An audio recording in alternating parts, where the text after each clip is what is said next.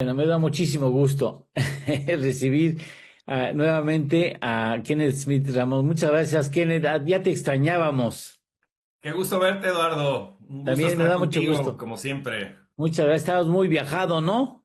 Sí, han sido unas semanas bastante movidas. Y lo que viene, y lo que viene, Así es. y lo que viene. Oye, dime una cosa. Hay muchas cosas que quisiéramos preguntarte, tomando en cuenta que sí estamos hablando con una persona que sí conoce y domina el tema del que vamos a hablar. A ver, mucho se habla de que con Trump el asunto no va a ser revisión. No, no, no, no, no, va a ser renegociación. ¿Qué tan difícil es cambiar el esquema de revisión a renegociación? ¿Qué implica uno u otro? Sí, muchas gracias, Eduardo. Pues mira, en el Temex se establece que en 2026 va a haber una revisión, es decir, no es en automático una renegociación, pero no Sí. cierra la puerta a que alguno de los socios pida reabrir elementos específicos del tratado. Es decir, el acuerdo establece que para el 1 de julio de 2026, los tres ministros encargados del comercio en México, Canadá y Estados Unidos se reunirán para analizar cómo se está implementando el tratado y en su caso hacer recomendaciones sobre cómo mejorar su operación. Los cambios pueden ser en el sentido de hacer modificaciones que únicamente impliquen cambios administrativos, es decir, cuestiones que puedan decidir los ministros, que no implique una renegociación o una reapertura del tratado y que eventualmente se tenga que llevar a la aprobación de los poderes legislativos de los tres países. Un ejemplo que te doy, por ejemplo, es fortalecer la estructura del secretariado que se ocupa de apoyar a los paneles arbitrales, es decir, cuestiones de recursos humanos, cuestiones que operan dentro del marco del tratado, que no equivalen a una renegociación, pero que sí ayudan a facilitar el comercio o a facilitar la operación de los grupos de trabajo del tratado.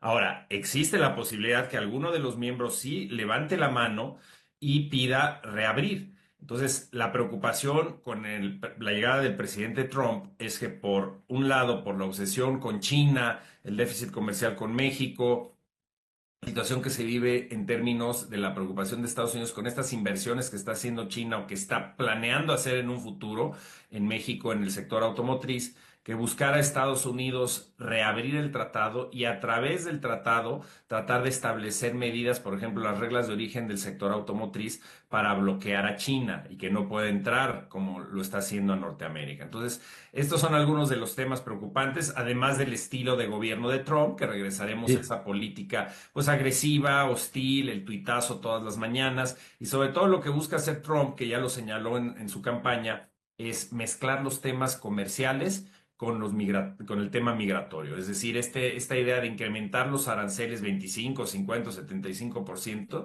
si no se obtiene una serie de resultados que él mismo no ha definido en materia de migración en la relación México-Estados Unidos.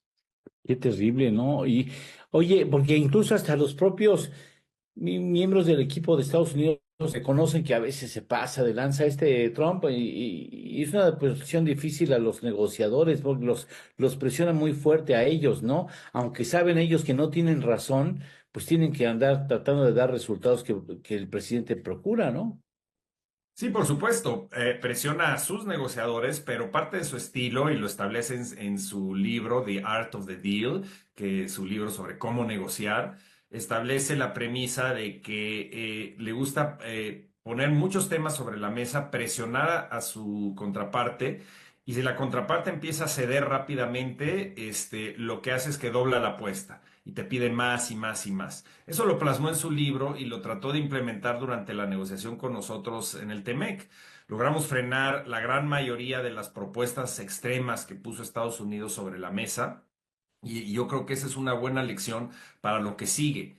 Es decir, Trump está en este momento muy interesado en enfrentar el tema de China y cómo sus principales socios comerciales, México, Canadá, pero también la Unión Europea y socios de otras regiones del mundo, logren bloquear el acceso de China a sus países. Y sobre todo en el caso de México está el tema que mencionaba del interés de reducir o de alguna manera impedir la entrada de producto chino, las inversiones chinas en México, que representan, en opinión del presidente electo Trump, una amenaza para la seguridad nacional de ese país. Entonces, ¿eso qué significa? Desde el minuto uno en que llegue Donald Trump al poder, vamos a ver una política agresiva de amenazar con incrementar los aranceles. Hay que recordar que ya lo hizo, es decir, no lo utiliza únicamente como una herramienta de negociación, es decir, una herramienta de presión para obtener concesiones. En 2018 incrementó en medio de la negociación del TME los aranceles al acero y al aluminio en contra de México, en contra de Canadá, países de la Unión Europea, bajo argumentos de seguridad nacional. México tomó una postura firme, tomó represalias de inmediato en contra de Estados Unidos, argumentando que no se justificaba bajo los principios de seguridad nacional que están plasmados en los acuerdos de la OMC o en el propio Telecán en ese momento. Y en ese sentido, al imponer represalias por casi $1.000 millones, se forzó a que Estados Unidos regresara a la mesa de negociación y nos excluyeran de esas medidas de acero y aluminio y se quitaran los aranceles. Yo creo que eso es una buena lección de cómo operar con Trump, es decir, tratar de cooperar con Estados Unidos y con Canadá, encontrar los mecanismos que sí existen para coordinar políticas que de alguna manera armen un blindaje para Norteamérica en contra de prácticas desleales de, ya sea de China o de cualquier otro país, pero que al mismo tiempo tengamos esta postura firme de que si Estados Unidos viola el tratado incrementando los aranceles, porque no puede incrementar los aranceles unilateralmente sin violar el tratado, mandar la señal de que México va a utilizar las herramientas del tratado para defenderse y en su caso imponer represalias. Y eso puede frenar un poco este ímpetu de poner sobre la mesa posiciones extremas que, como bien lo señala, sus propios negociadores, su sector privado, pues entiende que Estados Unidos cuando incrementa los aranceles es Sí, un costo para sus consumidores, es decir, quienes pagan claro. esto son los importadores y al final de cuentas el bolsillo de los estadounidenses lastimando a la economía estadounidense. Pero eso no quiere decir que no las vaya a imponer. Entonces hay que estar listos para los diversos escenarios. A ver, dos cosas rápidas. ¿Tú crees que tenga el equipo que negoció con México y Canadá por parte de Estados Unidos, tú crees que repitiera? Bueno, se está diciendo que probablemente Robert Lighthizer, quien fue el representante Sí. comercial, pudiera regresar. Yo no estoy seguro que regrese al mismo puesto, que es como representante comercial, que depende directamente del presidente, de la oficina de la presidencia. Se hablaba de la posibilidad de que llegara al Departamento de Comercio, pero ya seleccionó Trump a un, digamos, multibillonario, que es Sí. Howard Lutnick. Le encargó también, de alguna manera, supervisar todo lo que tiene que ver con política comercial y política arancelaria. Hay una posibilidad de que Robert Lighthizer regrese porque es en realidad pues, el cerebro atrás de la política comercial de Trump en su primer mandato. Y una posibilidad es que llegara, por ejemplo, a la Casa Blanca como asesor especial en asuntos económicos. Y eso le permitiría tener influencia sobre el Departamento de Comercio, Departamento del Ujú. Tesoro, y es decir, influir directamente en la política económica y comercial de Estados Unidos. Entonces, varios de esos elementos, además de Lighthizer, podrían regresar al gobierno. Es gente experimentada, es gente de un corte obviamente más proteccionista y en ese sentido, pues podemos ya un poco vislumbrar por dónde irían las presiones. Hay que decir que no estamos en la misma situación que en 2017, donde Trump llegaba al poder con la visión de cambiar radicalmente el tratado o tirarlo a la basura, el Telecán en ese momento. Él considera que el TEMEC es el mejor tratado que Estados Unidos ha negociado, entonces no Ujú. veo una situación en donde de entrada él quiera salirse. Lo que sí va a hacer es presionar desde un inicio con el tema de los aranceles y la migración, con el tema de China y sobre todo con los irritantes que están pendientes de resolver todavía. Es decir, el tema de energía no se ha resuelto todavía. Está este caso del panel de maíz transgénico en contra de México, que ya se dice que México lo va a perder en las próximas semanas. Entonces, con esos temas pendientes y los casos laborales, es de esperarse que Trump desde el principio empiece a presionar a México. Y el trabajo de México junto con Canadá va a ser convencer a Estados Unidos de que México es parte de la solución para competir con éxito con China. Es decir, tenemos que crear un Ujú. perímetro de producción norteamericano, eliminando las barreras entre México, Canadá y Estados Unidos, y así poder competir con China. Es decir, estar dentro de ese paraguas de cooperación con Estados Unidos y no... digamos, caer en la tentación del proteccionismo, que estamos viendo muchísimo proteccionismo y nacionalismo económico en Estados Unidos en este momento. Ebrard es una persona inteligente, yo al menos así le concedo inteligencia a Marcelo Ebrard, ojalá él dijera, a ver, me traigo a los negociadores mexicanos que estuvieron ya con esa situación, ¿eh? Por supuesto, yo para qué le voy a jugar al vivo ahí a ver si me dan resultados los nuevos chamacos, ¿no? Pues es para qué me traigo a los que tienen experiencia. Oye, Canadá, mucha arrogancia, dice que vamos a expulsar a México. ¿Tienen capacidad para las provincias de decir, a ver, yo quiero que expulsen a México? ¿Qué es eso? ¿Cómo debemos entender ese desplante de uno de los dirigentes de las provincias canadienses?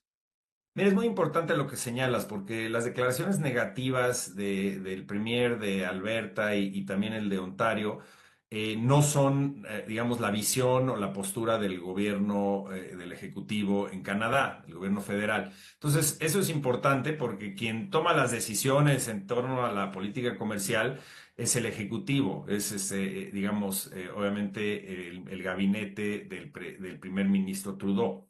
Sí es preocupante estas posturas porque refleja que este impulso proteccionista o nacionalista pues ya se está de alguna manera manifestando también en Canadá.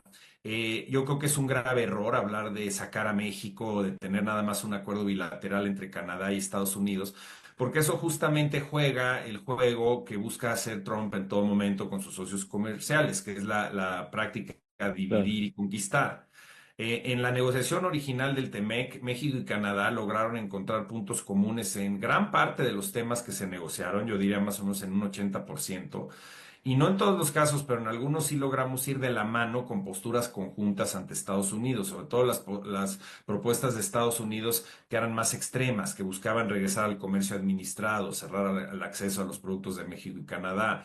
Por ejemplo, México y Canadá trabajaron juntos para desactivar la cláusula de muerte súbita que buscaba Estados Unidos, que establecía que después de 5 años de vigencia del tratado, si los jefes de Estado no se ponían de acuerdo en continuar con el tratado se cancelaba para los tres países. Entonces, logramos cambiar esa postura de Estados Unidos trabajando junto, México y Canadá, para crear digamos, esta cláusula, esta disposición en materia de revisión, ¿no? Entonces, yo creo que sería un grave error por parte de Canadá. Yo creo que no es la postura del gobierno federal allá, de buscar una negociación bilateral. Y hay que recordar que México es el principal socio comercial de Estados Unidos, el principal exportador a ese país, el primer mercado de exportación para productos agrícolas estadounidenses. Entonces hay que recordar que en realidad, si Estados Unidos tiene que escoger entre México y Canadá, pues en una de esas escoge a México. Durante la negociación, recordarás que al final de la negociación del TEMEC hubo un rompimiento fuerte entre Estados Unidos y Canadá y Estados Unidos quería hacer dos acuerdos bilaterales. México insistió en la importancia de tener un acuerdo trilateral, apoyó a Canadá para que Estados Unidos regresara a la mesa con ellos. Entonces, pues que no se nos olvide que nosotros somos los que hemos impulsado en todo momento un acuerdo trilateral porque es lo que le brinda más competitividad a la región. Entonces, esperemos que estos aspavientos en Canadá se queden a nivel de provincias y que no afecte al gobierno federal. Sí ha habido señalamientos de la viceprimer ministra Chrystia Freeland, que fue la jefa negociadora de Canadá del TEMEC en 2018, diciendo que México podría hacer más para evitar que China inunde el mercado norteamericano. Y ahí se pueden hacer muchas cosas. De entrada, Canadá recibió el año pasado más inversión en su país por parte de China que México. Recibieron más de $1,000 millones de inversión, mientras que en México se recibieron menos de 200 millones. O sea, los anuncios de China de inversión en México son a futuro, no se han concretado. Entonces, pues antes de señalar a México, yo creo que Canadá debería observar cuáles son sus propias políticas respecto a China. Sí incrementaron los aranceles a los vehículos eléctricos, pero hay mucho que se puede hacer en materia de cooperación entre Canadá, México y Estados Unidos para enfrentar esta amenaza de competencia de China y no empezar a echarnos la culpa y mucho menos incrementar los irritantes comerciales en América del Norte. Ah, Necesitamos una sí. unidad entre los tres países. Oye, ese asunto de la autonomía sin autonomía, autónomo sin autonomía, la nueva fórmula, ¿no? Este, ¿daña lo comprometido en el TEMEC o en otros tratados? Mira, es interesante porque lo que se está discutiendo y todavía hay que ver exactamente cómo queda. ¿Cómo queda En claro? lugar de buscar la desaparición completa de los organismos, que sí hubiera sido una violación directa al tratado, o inclusive que los absorbiera directamente una Secretaría de Estado, por ejemplo, que en lugar de tener una Comisión Federal de Competencia, tuvieras una dirección de área dentro de la Secretaría de Economía con mucho menos presupuesto, recursos humanos y capacidad de cumplir con sus funciones, ahí estarías violando el tratado, porque en el capítulo de competencia se señala la importancia de que los tres países tengan en vigor autoridades de competencia que cumplan con la ley y los principios plasmados en el tratado, al igual que en el capítulo de telecomunicaciones se señala esta independencia del Ejecutivo por parte del IFT, Instituto Federal de Telecomunicaciones. La figura que se está creando desde el punto de vista del organigrama y de la estructura jurídica, digamos, que estamos viendo de esta nueva institución que se quiere crear, es similar o parecería similar a lo que se tuvo antes de la reforma en 2013. Es decir, tienes una estructura donde va a haber independencia en las decisiones técnicas. No me queda claro cómo va a estar, digamos, la cuestión presupuestal, si se va a manejar esa, digamos, independencia presupuestal que se tenía o no. Cuando yo estuve en la Comisión Federal de Competencia a finales de los años 2000, se tenía esta estructura de un órgano desconcentrado que de alguna manera tenía una relación directa con el secretario de Economía, pero tomaba sus decisiones técnicas y las decisiones de los comisionados de manera independiente. Si esto se mantiene, no estaría México en violación del tratado. Hay que ver cómo queda esa estructura, pero sí es muy importante que se mantenga un organismo en México o dos, digo, no sabemos, están hablando de fusionar el IFT y la COFES en un solo organismo. Aquí el objetivo principal es que sí tenga las funciones, el presupuesto y las responsabilidades para seguir haciendo el trabajo de promover la competencia económica en México. Híjole.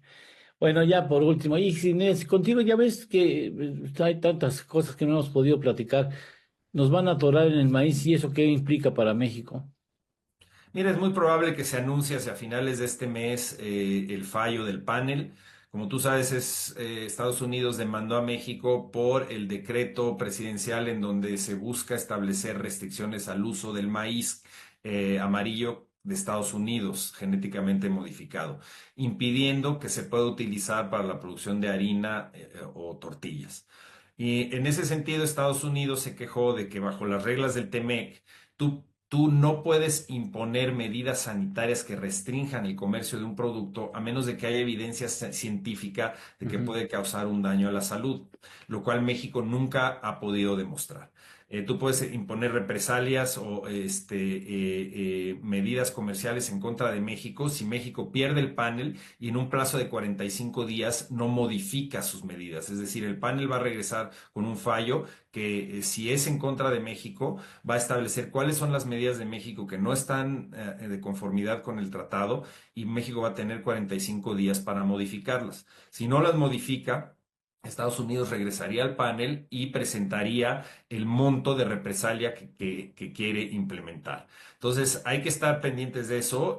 Importamos 18 millones de toneladas de maíz amarillo de Estados Unidos cada año con un valor casi de 6 mil millones de dólares. Entonces, si México no pierde el panel y no modifica la medida, o en mi opinión lo que debe hacer es descartar este decreto, en ese sentido podríamos enfrentar represalias multimillonarias en contra de algunos de los principales productos de exportación de México. Y lo menos que queremos en este momento es entregarle en Oh, bandeja de plata a la administración Trump la posibilidad de que sí, desde un inicio nos imponga claro. represalias en sectores muy sensibles para México. Entonces, definitivamente, si México pierde el panel, debería eliminar el decreto. Qué barbaridad. Bueno, yo le seguiría, pero tenemos compromiso con Juan Carlos Pérez Góngora. Seguramente lo conoces, el dirigente empresarial de allá Claro. de Monterrey. Bien echado para adelante, nos va a explicar ese asunto del acuerdo fiscal que quiere posiblemente renunciar o salir de ese acuerdo fiscal. Que tiene también implicaciones muy, muy complicadas de atender. No sabes cuánto te agradezco que tengas la gentileza de estar nuevamente con nosotros. Sabemos que tenías un chorro de compromisos, tendrás más. Como siempre, el aprecio de este equipo de trabajo que espero consideres también siempre tu casa. Muchas gracias, Kenneth. Muchísimas gracias, Eduardo. Como siempre, un placer estar contigo.